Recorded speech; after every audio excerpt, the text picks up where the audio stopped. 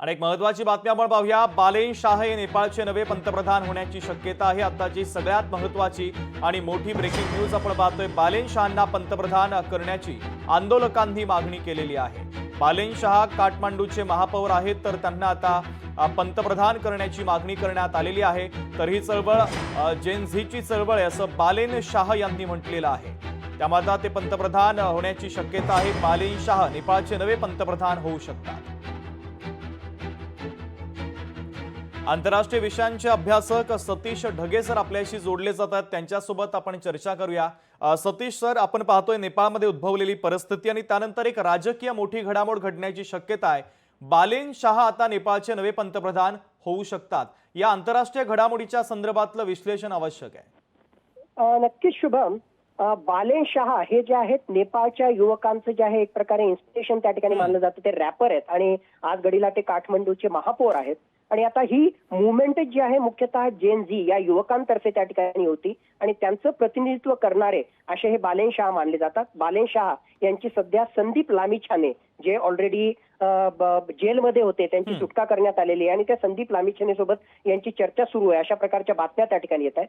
पण स्पष्टच रीतीने तुम्ही मला जर विचाराल तर आज घडीला अंतरिम प्रधानमंत्री म्हणून त्यांची वर्णी लागूही शकते। पण लॉंग टर्म मध्ये जर पाहाल तर मला वाटतं की हे जे आहेत लॉंग टर्म मध्ये प्रधानमंत्री पदासाठी त्या ठिकाणी राहतील की नाही याविषयी माझ्या मनामध्ये साशंकता आहे। आणि हे मी यासाठी म्हणतोय कारण तुम्ही श्रीलंकेचं उदाहरण घ्या, बांगलादेशचं उदाहरण घ्या, त्या ठिकाणचे जे आंदोलक आणि मुख्यतः युवक त्या ठिकाणी रस्त्यावर उतरले होते। बांगलादेशमध्ये मुख्यतः छात्र शिबिर जी जमाते इस्लामी बांगलादेशची एक स्टुडंट विंग आहे त्यांच्या माध्यमातून हे सगळं आंदोलन त्या ठिकाणी झालं। आणि आज जर पाहिलं तर मोहम्मद युनूस सरकारमध्ये यातल्या काही युवा नेत्यांचा समावेश होता, पण आज घडीला त्याच्यातल्या अर्ध्यापेक्षा सुद्धा जास्त नेते हे साईडलाईन झालेले आहेत। म्हणून इन रियालिटी जर आपण पाहिलं तर हे खरोखरच युवकांचा नेतृत्व कितपत टिकेल हे अवघड त्या ठिकाणी मला वाटतंय। आणि मूळचे जे राजकारणी आहेत ज्यामध्ये अपार्ट फ्रॉम राजकारणी तिथले जे नरेश आहेत, नेपाळ नरेश, हे सुद्धा येणाऱ्या काळामध्ये महत्वाची भूमिका अदा करू शकतील असं मला स्पष्टपणे वाटतं। सतीश सर, आपण पाहतोय जनरेशन झेडनं हे आंदोलन हातात घेतलेलं होतं असं देखील बोललं जात होतं,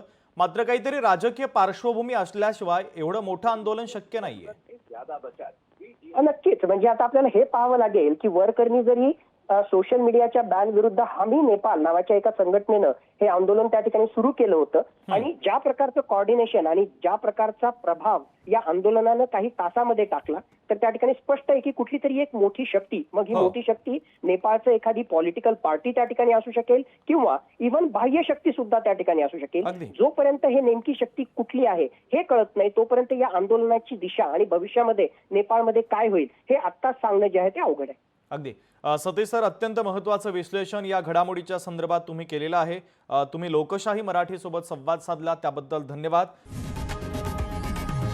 लोकशाही मराठी ऐका, पहा, जागरूक रहा।